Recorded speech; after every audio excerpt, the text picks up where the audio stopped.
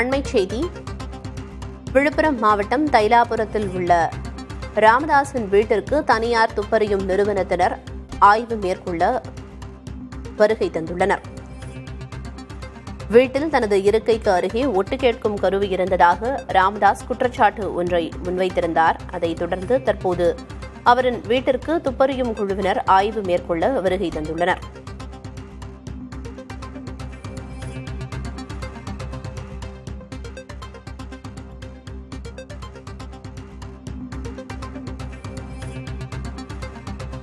தற்போது பாமக வழக்கறிஞர் பாலு செய்தியாளர்களை சந்திக்கிறார். அதனை நேரலையில் பார்க்கலாம். நடத்தக்கூடிய அந்த மாபெரும் போராட்டத்தின் மூலமாக இப்பொழுது தமிழக முதலமைச்சராக இருக்கக்கூடிய மரியாதைக்குரிய ஸ்டாலின் அவர்களை முதலமைச்சரிலிருந்து இறக்குவதற்கான நாள் குறிக்கக்கூடிய நாளாக அந்த 20ஆம் தேதி அதே விழுப்புரத்தில் இருக்கும்.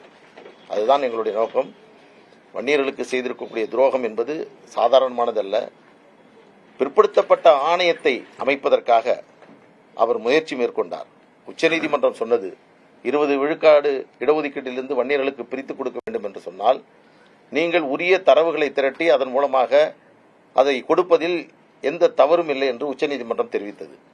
அதன் காரணமாக 4 ஆண்டுகளுக்கு முன்பாக தமிழக அரசு ஒரு அரசாணை பிறப்பித்து நீதியரசர் பாரதிதாசனை நியமனம் செய்து வன்னியர்களுக்கு உள்ஒதுக்கீடு வழங்குவதற்கான தரவுகளை தர வேண்டும் என்று பிற்படுத்தப்பட்ட ஆணையத்திடம் தமிழக அரசு கேட்டது. அதனுடைய அரசாணை என்பது இப்பொழுதும் இருந்து கொண்டது. ஆனால் அதற்கு பிறகு தமிழக அரசு மாநில அரசிற்கு உரிமை இல்லை, இதை எங்களால் இப்பொழுது தர முடியாது, மத்திய அரசு தான் இந்த விவரங்களை எடுக்க வேண்டும் என்று சொல்வது என்பது உள்ளபடியே ஒரு பச்சை துரோகத்தை தமிழக முதலமைச்சரும் தமிழக அரசும் வன்னியர் சமுதாய மக்களுக்கு செய்து கொண்டிருக்கிறார்கள். நாங்கள் எல்லாம் அந்த கூட்டத்திலே கலந்து கொண்டோம். செய்தியாளர்கள் சந்திப்பில் பாமக வழக்கறிஞர் பாலு பேசியதை பார்த்தோம். ஆணையத்தினுடைய செயலாளர் மற்றும் முக்கிய அதிகாரிகளோடு கொண்டு பல்வேறு கூட்டங்களை